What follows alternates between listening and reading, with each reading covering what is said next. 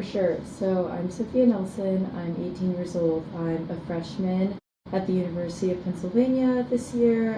I'm in the Huntsman Program, which is a coordinated dual degree here at the University of Pennsylvania in International Studies and Business through the college in Wharton.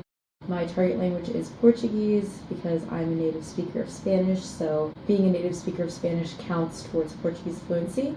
So there's 3 of us Portuguese targets here. And yeah, I think I'm going to end up concentrating in either healthcare management, finance, or real estate at the Wharton School, but we will see. So, Amazing. And I'm from San Antonio, Texas. I've lived there all my life. Amazing. First of all, congrats. You got into like one of the best schools in the US. So yeah. When did you first consider UPenn as a possibility? So I always knew growing up that I really wanted to go to a competitive school, but I guess I really didn't know what that kind of meant. I heard the term like Ivy League thrown around, and as someone who was high achieving in elementary school, middle school, obviously that like was something that became a goal of mine, even though I didn't really understand what I wanted to do specifically, but I knew I wanted to go to a competitive school. And then when I got to high school, I started involving myself in extracurriculars like Model UN that were really focused in like the global affairs sector, and I found that super interesting. My dad's a financial advisor, so I kind of knew that I always wanted to do business. I was really good at math and avoided like kind of all other STEM fields. I just wasn't good at them. They really didn't align with my personal interests, so I was like, okay, I definitely want to do business. I loved like everything public policy related, international relations.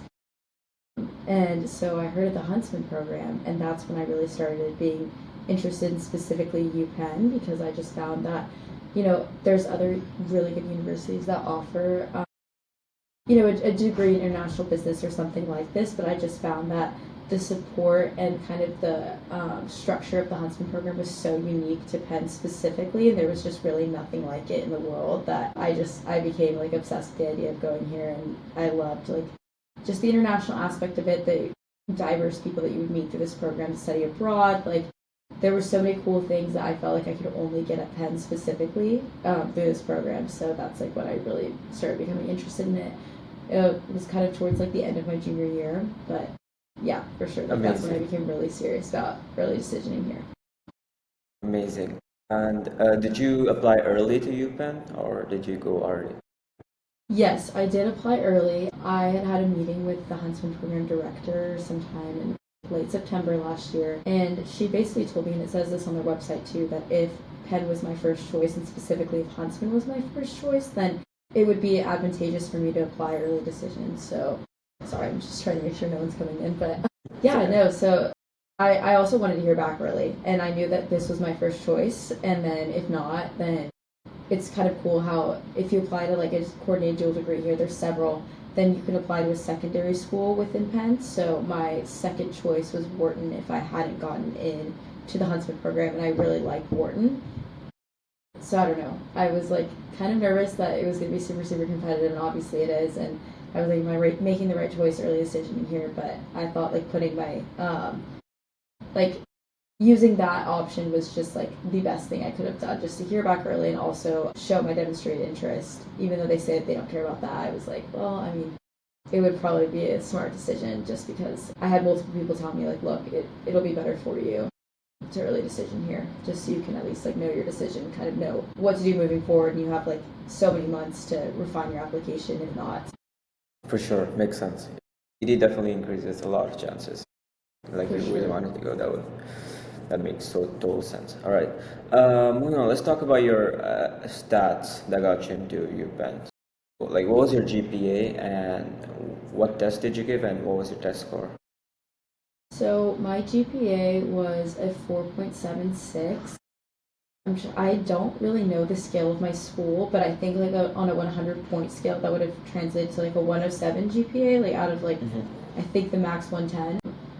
That was my GPA, and then my school awarded like 1 point for every AP course that we took, and then half a point for every honors course. But then like all of our classes I went to a private school, so all of our classes that weren't like honors or AP, they weren't grade level, like not like how public school would categorize it, but just like the baseline course we're awarded no credit for that.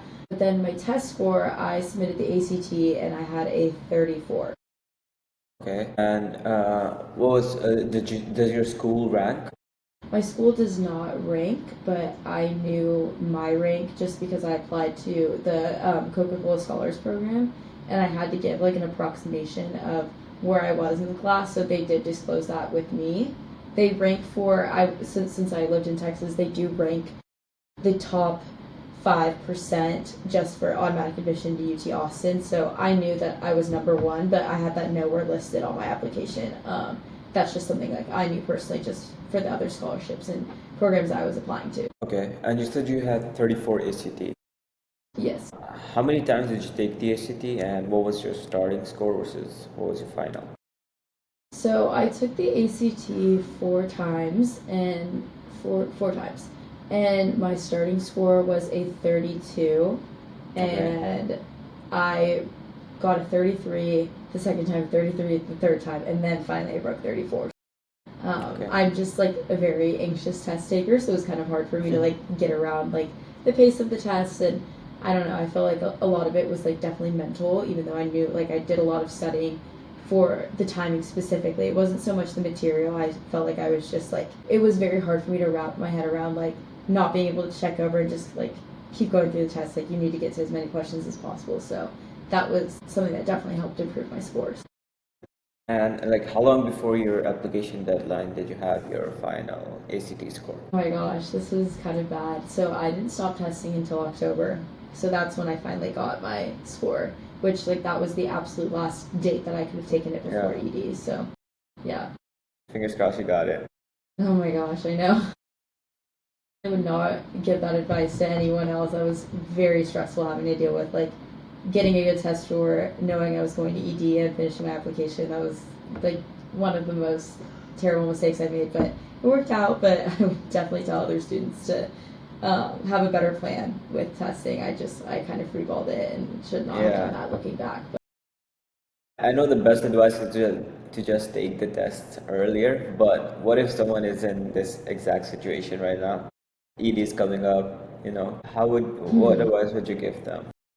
Okay, so I think what I did, where I went wrong personally, is I was super concerned with my grades my junior year. Obviously, that's like the biggest year in preparing for college applications and like just really kind of amping up my involvement in my extracurriculars, that I kind of pushed the test aside. I was like, okay, I already have like a decent score, like I know I can get it up, it's fine, like I'll just study all summer and like I'll take it in August and then I'll be totally fine.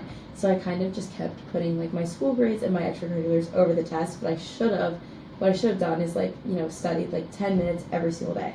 Like just had that consistency. But I think if you are in a time crunch, which I was now, like at this point, ED's coming up, you want to ED. I mean, honestly, just spending 2 hours a day, and it's going to be hard, but that's like what I did. 2 hours a day studying, just taking practice tests over and over and over again. You're not like, even if you don't have time specifically for like 2 hours of studying, even just doing like, the sections aren't super long, so like if you know where you need to improve, like targeting that section and just repeatedly doing like 2 sections a day. And like I think the longest section is like an hour for the math one on the ACT. So everyone has a free hour in their day, even if you have to wake up early or sacrifice an hour of sleep, just making sure that you're getting in a timed section from like a real ACT test that has been given at least every single day leading up to the test. Okay, makes sense. And did you take any APs? Did. So my school didn't offer any APs my freshman year. You couldn't take any, but my sophomore year I took AP Stats and AP World. My junior year I took AP Lang, AP Calc, AP APUSH, AP Computer Science, and then my senior year, my school also offered like college level courses that they had specifically constructed, so it wasn't really offered at any other school, but they would note it like in our academic report as like even above an AP, like they constructed it from like a team of college professors across the United States. So curriculum was like even better than an AP. So I took AP Gov, AP Econ, the macro economics. I took AP Calc BC, I took AP Lit, and then I took a semester course in college level African history, and then the second semester I took a course called the history of Southeast Asia, and I took AP Bio. Amazing. How many total were there? I think I took 12 APs and then 2 of those like college level courses. Oh, and then I also took this is what I took my junior year. I also took AP Latin, and then my senior year I took Latin 5, which was considered a college level course.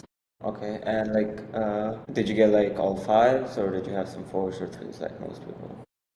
So I got 5s on the 2 I took sophomore year, and then I got 3 5s my junior year in Calc, in AP Lang, and A Push. I got a 4 on computer science, and then I got a 3 in Latin, but I mean, I kind of just like put those credits to the side. I was like, it's fine. I need to prioritize these other exams more. And then this year, when I found I was going to Penn by December, my school still, for some reason, made me take all the AP tests, even though none of them like counted for credit. But I still tried. I'm like, I don't know. I was like, it's fine. I'm still going to be here. I might as well just like try to do all the tests, even though I wasn't getting credit for them. So I got a 5 on BC, a 5 on Gov, a 5 on AP Lit, and then I got a 4 on Macro, and then in AP Bio I got a 3, but none of my credits transferred, except the only credit that I got that I can use at Penn right now is AP Stats. It was kind of unfortunate, but honestly, I didn't really mind, because I feel like the courses I took in high school really prepared me for the amount of work that I have now, and also like the expectation of the work I'm supposed to produce, if that makes sense. For sure. And I think the first couple of years of college are definitely easier than the last couple of years of high school. In high school, you're doing so much more stuff. It's definitely cheaper in college. For sure, and you have more time, and I don't know, obviously like better support. Your professors are like the smartest people in their field, so Yeah. I think that's definitely part of it. Sure, yeah. Like, how did you balance taking all of these challenging courses while maintaining your GPA and preparing for the ACT and doing ECs? It was hard, not gonna lie. It was definitely a lot of sleep lost, but I think that I'm very good at managing my time, and that's something that I've definitely seen play out for me in college. Like I've never been someone who hasn't allowed myself to have fun with my friends or do stuff for me, like go work out, go eat dinner, like I don't know, just different things that I genuinely enjoy for myself. I feel like I'm able to do that because like any time that I'm actually like I set aside time, like 3 hours for me to do work, and I put my phone away, do not touch it. I am fully locked in on my work. And I feel like a lot of people that I've seen around me, even in college, like they're obviously brilliant and they're like much like light years smarter than me, but I think that some people have struggled here just because they just don't use their time efficiently, if that makes sense. Like they're doing work, but they're also trying to do a million other things. And so I think like me, knowing like, okay, I have an hour right now, I'm going to get this done. Like kind of like like writing down also like this is what I need to do right now, and not trying to like multitask or like also like be on the phone while I'm doing my work. Like I fully just focus on like the completion of the one thing I know I need to do, and so that has helped me be really efficient. And also I think like starting things ahead of time, like kind of really, really, really planning, like, okay, this is what my week's gonna look like, or knowing when, especially at Penn, I feel like this is a big thing, is like sometimes you're gonna have like not really that much work this one week, and then the second week, it's so much. And so kind of, enjoying the free time that you have, but also like using these pockets of time to get ahead and being like, okay, like I'm gonna lighten my workload for the next week. So like for me, I thought I was going to go to New York this weekend, so I had a paper due Sunday. Yeah, I had a paper due today. I started it last Sunday, and I just allocated like 30 minutes of time every single day. I made a like step-by-step outline, like I need to get 100 words done today, 100 words done tomorrow, so it didn't feel like too much, and then I ended up getting it done like Wednesday.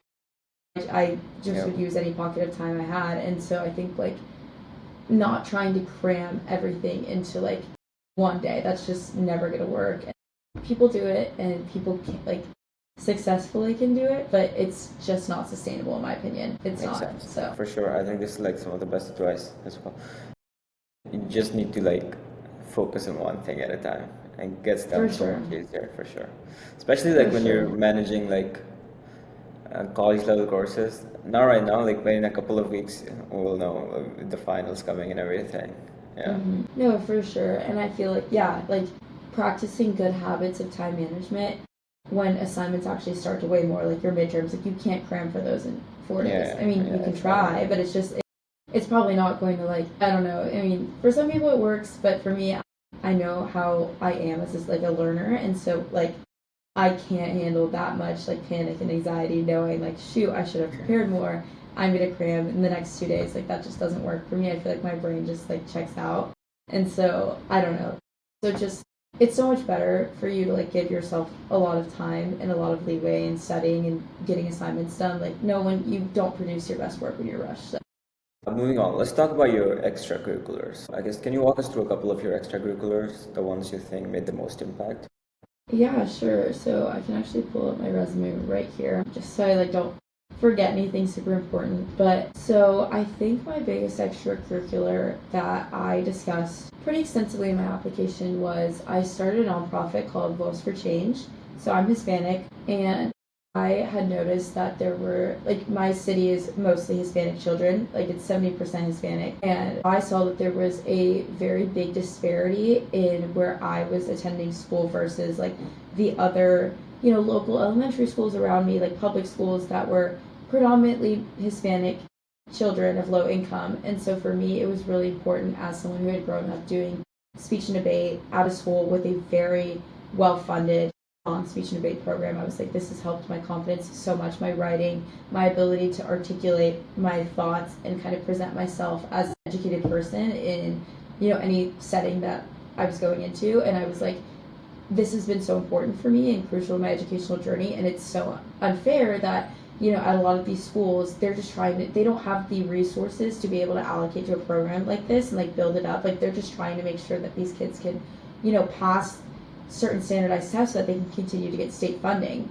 So I founded this nonprofit, and there were a few elementary schools, even near my own high school, that we had a close relationship with in, having coat drives for them, food drives, etc. So I started with that school. It's called Sturt Elementary, and I would go in there like once or twice a month, also do some online sessions, but I don't know, it was a lot of planning and coordinating with like their head of school, so they couldn't have us as often as we wanted to, but I'd definitely go like twice a month. I went in there with one of my friends who had started it with me, and we constructed these like lesson plans where we would teach the kids, fun ways to public speak and write. And it wasn't like some formal introduction to public speaking, but like we would do like creative writing exercises with them. Like, okay, like we want you to write like a 1-minute story and get up and, speak in front of the class and tell us your story. Or we want you to debate with a classmate, like cats or dogs, like which one's better. You have to give 2 points as to why you think like this animal's better, and also acknowledge the counter argument. So it was good ways to teach these little kids who were like 9 and 10 years old, like effective, argumentative skills, because where else are they going to learn it? Like these schools don't have programs to teach kids these like skills of rhetoric that I think are so crucial to learning. And so we started with Cerna, we expanded to other elementary schools within San Antonio, and then I ended up getting connected to some schools that were part of this nonprofit organization called the Stoplight Schools in South Africa, and also an elementary school in Zimbabwe. And so I would wake up at 4 a.m, and we would do like these same Zoom lessons with kids over, in countries in Africa. And it was really, really impactful for me as a person. Definitely kind of like characterize my narrative and like my passion for, like breaking down these educational barriers. So that was something I talked about a lot in my college application. That was big. Like I started out my freshman year, continued that impact all throughout senior year. And then I was also super involved in Model United Nations. We had gone to a few like really, really big conferences, like one at Georgetown, one at Columbia, like so many others, like state conferences, and I had done really well at those conferences. So I feel like that was something that I could talk about a lot, and also connect to like my interest in IR and public affairs. Yeah, so that was another big one. I also was part of this project called the Civil Discourse Project that I created alongside my history teacher, who was my MUN club sponsor. So we used the structure of, we created this like research project where we used the structure of Model UN, like the pick a character, you're going to like debate around the room to teach kids history. And so we developed like a lesson plan that we started selling to history teachers like across the United States, that they could use this framework to try to teach like their students of all levels, like elementary, middle, like history. So I don't know, we just like, we thought that it was like an engaging way to incorporate, you know, like these debating skills into a curriculum that all teachers could use. I also did varsity soccer. I was on the varsity track team. I did varsity club volleyball. I also volunteered for the Youth Advisory Council for Family Prevention Services. So this was an organization in San Antonio that was a battered women's shelter. So I did a lot of work for them in terms of marketing, also marketing outreach. And then I also did the Yale Young Global Scholars Summer Program. I also did the Wharton Global Youth Program. I was also a volunteer for RACES, which is an organization that helps immigrants transition into life in the United States. So I speak Spanish. I worked as a translator of legal documents and other like healthcare documents for immigrants. And then I think I was also part of like the Duke of Edinburgh Club at my school. So that's a program that started in, I want to say, I think somewhere in the UK. And so you get an award by logging activities that you do all year, and then you have to go on like an adventurous camping journey for a week. And so that was something I think had like a big impact in my application, and then just a variety of different clubs I was super involved in at schools.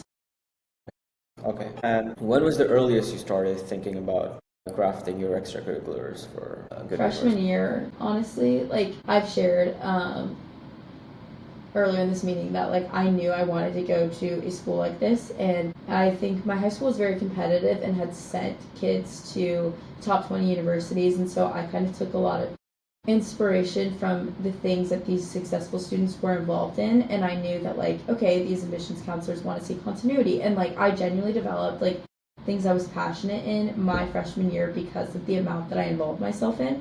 And obviously like some clubs I didn't end up continuing, but because I really wanted to like do obviously a huge variety of things, but like I had different fields I guess I was involved in. Like I was really passionate about community service, and I was really passionate about international relations, public policy, that sector. I was really passionate about business. So those were like three areas that I did a lot in, but I didn't try to like cover the board, if that makes sense. Like I found my passions and then just really heavily involved myself in those three fields, if that makes sense. So, but I found that because of the amount that I like said yes to my freshman year. I was like, I'll do anything, and then like if I didn't really like something, then I wouldn't continue it. But yeah, it's definitely important to show a lot of involvement in the areas that you're actually passionate in, if that makes sense. And like if you had like varied interests, like how did you make sure like they all put forward a consistent narrative throughout your application? That was definitely hard. I think that honestly it was a lot of like editing within my essays. So like kind of I feel like the most important thing is, at least for me and at least like the advice that I've heard from so many people, is how you frame your activities. So like for me, okay, I'm really interested, like super involved in the Model UN Club. So I was treasurer, so I kind of like for 2 years I framed that in a business perspective too, if that makes sense. Like there's different ways that you can kind of bring out the skills that these different areas are looking for. In terms of just like how you frame it, if that makes sense. Like, okay, I'm super interested in IR, and this is why I joined this club, but I also showcase these skills that I think are really important for me as like either an entrepreneur or someone who's interested in finance, because like, you know, I worked with money here, or I you know, worked to market our conference that we ran, like through creating a website. So like just different things like that I don't know, I think that I was able to find the intersections really well, and kind of, I don't know, I feel like I stayed, one thing, like the biggest piece of advice that I would give students is I stayed very authentic to who I was. So like all of the things, and I think that I was able to write about my background like very personally. I framed a lot of my essays around the fact that I was Hispanic in South Texas, because that was genuinely something that impacted so many things that I was involved in, and I feel like that was a unique narrative to me. Like obviously I'm not the only Hispanic person here at Penn from South Texas, but I was able to I'm the only one that can speak on like my story and how that has shaped my life and my involvement in all of these things I'm passionate about specifically. So I really think it's like just staying true to yourself and knowing, like, like trying to put this, like, give them the image that like you think is genuinely very important to you. Like, this is what makes me unique, because like my background, this part of my background makes me unique because these are the things that inspired me to be involved in. So I don't know. For sure, makes sense. Yeah. Moving on, let's talk about your awards and honors. So I guess like what did you put there, and how confident did you feel in those? Okay. I had a good amount. There were some I didn't include in my resume, but so I put them in like order that I felt like of prestige, and like, so I had the Coca-Cola Scholars Foundation semifinalist. I was a National Merit Commended Scholar. I was awarded the Harvard Prize Book Award. I don't know if you've heard of that, but that's something that's like the Harvard Club in San Antonio awards to one student, but it's like all over the country. But your school votes on the junior student that they believe should get this award, and the Harvard Club like awards it to you. I also placed third at the Columbia University Model UN Conference. My website that I created for the National Day on History won first place, and then I was a state finalist for that. I was a National Recognition Hispanic Scholar. I was an AP Scholar with Distinction. I had the Duke of Edinburgh Silver Award, the Presidential Volunteer Service Award in Gold for 3 years. I had National Latin Exam Awards in like Silver, Bronze, Gold. I had the Global Seal by Literacy. I placed really high in certain competitions with the Junior Classical League, so that was for Latin. And then it's just a bunch of Model UN awards at like national conferences. I got the Scholastic Art and Writing Awards. I have some speech and debate awards on here, like the national tournament qualifiers. And then I put all my honor societies, and then I have some sports awards too, like honorable mention, District 2, second team all district, TAPS academic all state. TAPS was like the sports league that my private school competed in, so I had a bunch of those. And then just like school awards, I had the Sherwood W. Inkley Award, so that was awarded to one student in the sophomore class who demonstrates a strong interest in academic achievement in history and leadership. So that was just specific to my school, but yeah, so I had a good amount, but I didn't explain every single one. I put descriptions for the ones that I thought that like wouldn't be nationally recognized, if that makes sense. Can't you just only like put 5 though? Yeah, so this was on my resume, but the 5 that I put in the Common App, it was the Coca-Cola Scholars Foundation semifinalist, National Merit Commended Scholar, Harvard Prize Book Award. I put the College Board National Recognition Hispanic Scholar, and then the Columbia University Model UN Conference, third place. Amazing. I think those are pretty good awards, especially for your major, for sure. Okay, let's talk about your essays. I guess like how did you turn your story into compelling essays? Okay, so my Common App, honestly, it was not the most creative topic, I will say. I'll pull it up right here.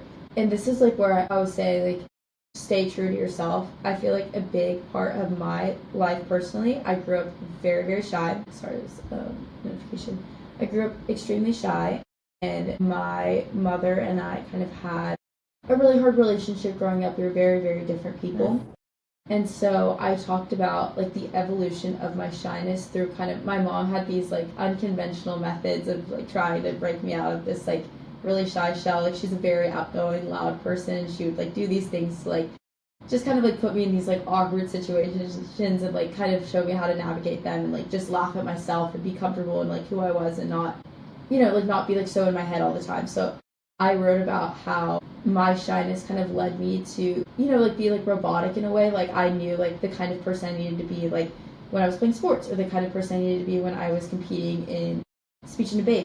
And then I talked about how my grandfather's death was like the catalyst for kind of breaking that, and me being like, okay, I don't have to be like, I just have to be who I am, to construct these like different personalities for all of these things I'm involved in. I'm just going to be authentically who I am. And so I feel like that was obviously, it's not the most creative narrative, but that was something that I feel like was very, very, very reflective of my life, and something really important to me that I wanted the admissions committee to know. At every school, I was like, look, like, I've done so much growing. Like the fact that I can even like sit here and like have this Zoom call, or like that I can even like apply to college with confidence, or the fact that I can even like do all these extracurriculars that require me to be personable and to be social, like that took a huge amount of effort and growing for me. And so I guess I wanted to contextualize like that, if that makes sense. Like I wanted to show the admissions committee, like, look, like I can be comfortable with the uncomfortable, and me throwing myself in this new college environment, that's not the hardest thing I've done. Like, and I can do it because I had to go through this like really hard, growing stage in my life.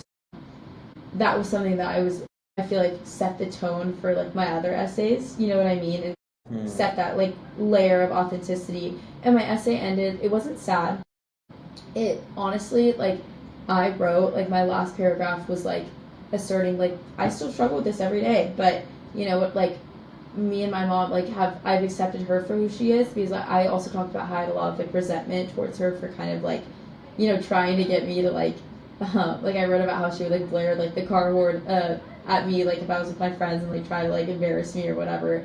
And I had a lot of resentment towards her about that, but I was like, I've accepted her for who she is. I know that came out of a place of love, and I don't know, I felt like that honestly just maybe made me like likable and relatable to these admissions officers, because like it kind of really humanized my application in a way. So that's like the biggest advice that I would give to people is like, obviously everyone is very smart, everyone has accomplished these amazing things, but just letting the admissions like reader know, and the admissions committee like as a whole know, like you're still human, who's still vulnerable, who still has like all of these quirks about them, even though you've accomplished these unimaginable things. Like, yeah, I don't know, I just thought that was like really important for kind of showcasing like something really important about my personality that I wanted them to know.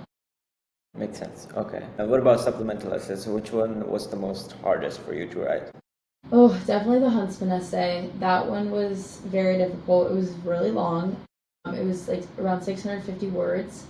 So that one I kind of had like a very formulaic structure into how I approached that one. I started with an anecdote of how I even got interested in language and cultural studies, and that was because of my background being Hispanic. My family was very proud of their culture. Also, I kind of had that like cultural dynamism because I was like in San Antonio.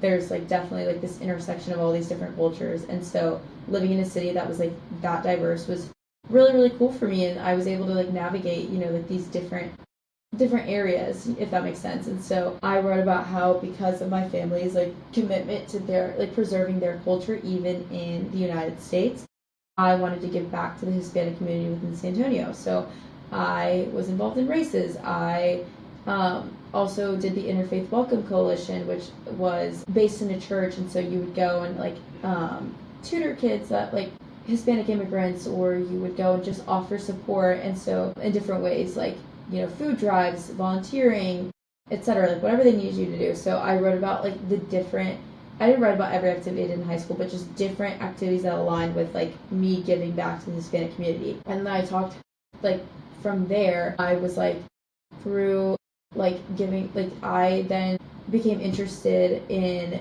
how Latin American women specifically were able to, wait, let me see, I just want to make sure I'm like getting this right of what I wrote about specifically. But it's been like a long time since I read this, but so I talked about how the entrepreneurial ventures of immigrant women. So I talked about how women in border communities in Latin America, like also in Latin America, so Texas and in Latin America, were like creating these opportunities from like handmade business jewelries to like micro lending circles. And so I then transitioned like that research topic to like, I became interested in like how Lusophone like speaking areas were doing this. So like people in Brazil, people in Portugal, people in Mozambique and Africa. And so how that made me kind of like super interested in learning Portuguese, which was my target language. And that came out of an interest in the Hispanic community and how I was seeing like Hispanic women do that in border communities within South Texas, and that transitioned into my research in like Lusophone countries. And so after that, I talked about how like specific goals, like I wanted to like create scalable solutions for female entrepreneurs, and like support them through like NGOs or other businesses that would offer capital to them so that they could grow these businesses.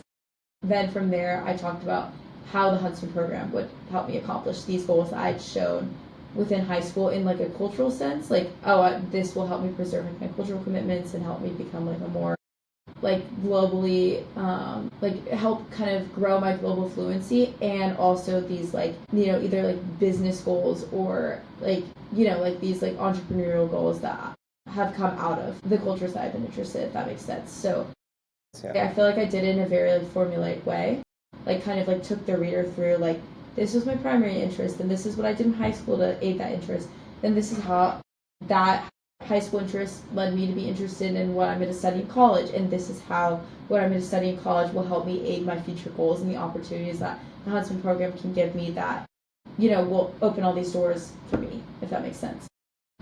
Thank you so much. I think that's all I have. I think it's amazing talking with you. And I think it will be immensely helpful for people who are looking to apply to the same program. Yes, for sure. I really hope so. I had a bunch of mentorship with people who are at Penn right now, and so like I just want to be as helpful as possible because I was very lost in this process, and it was really difficult for me, and I feel like without having talked to a bunch of people that are in this program now, I just wouldn't have known what to do. Yeah, that's what I'm trying to emulate for like everyone. Yes, for sure.